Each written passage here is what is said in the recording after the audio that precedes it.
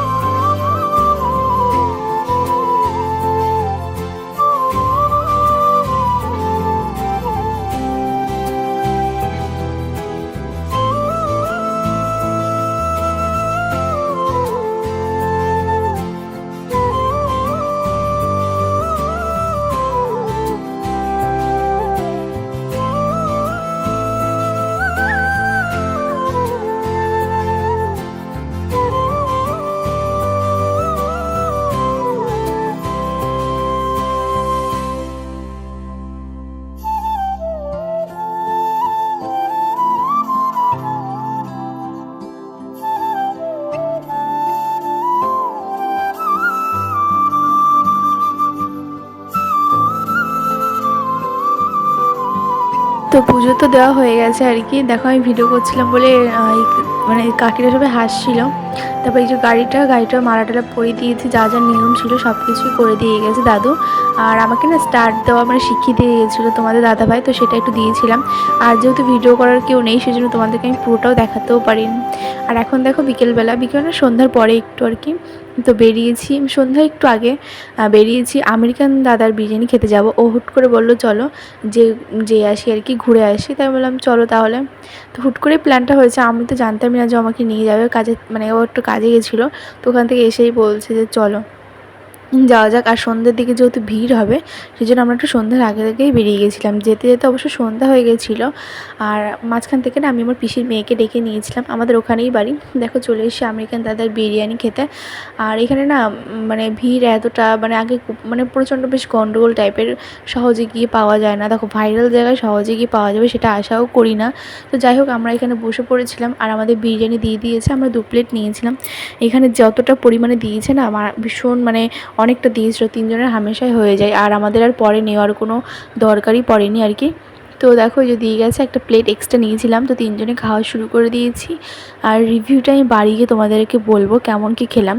তো ভালোই খেয়েছি। তো চলো বাড়ি গিয়ে তারপর তোমাদের সাথে দেখা হচ্ছে। তো আমরা হচ্ছে এই জাস্ট এখন আসলাম। আর সত্যি কথা বলতে আমেরিকা দাদার বিরিয়ানি, যেটা সবাই বলে খুবই ভালো, খুবই ভালো। মানে আমার কাছে কোনো কিছু ভালো লাগেনি। ভীষণ অয়েলি, মানে ঘি বা যাই অয়েলি হোক যেটাই হোক প্রচণ্ড পরিমাণে ছিল। আর মাংসটা সব ছিল, বাট আমি কোনো ফুড ব্লগার ভিডিও কোনো দিচ্ছি না, মানে যে পরিমাণে ভাইরাল হয়েছে আর কি। তো সেদিক থেকে বলছি যে আবার মানে খেতে যাবো, সেরকমটাও ভালো না, একেবারে খারাপও না। তো যাই হোক আমার অতটা ভালো লাগেনি, আর ওরও অতটা ভালো লাগেনি খেতে আর কি। তো এটাই হচ্ছে কথা। এত বলে না এক একজনের এক এক রকম খেতে, তো সেটাই আর কি। তো আমাদের অতটা ভালো লাগেনি, আর যাবো না নেক্সট টাইম, দেখা যাক। অনেক দিনের ইচ্ছা ছিল, তো সেই জন্য আর কি গেছিলাম খেতে। তো আজকে ব্লগটা আমি এখানে এন্ড করছি, কেমন লাগলো জানিও।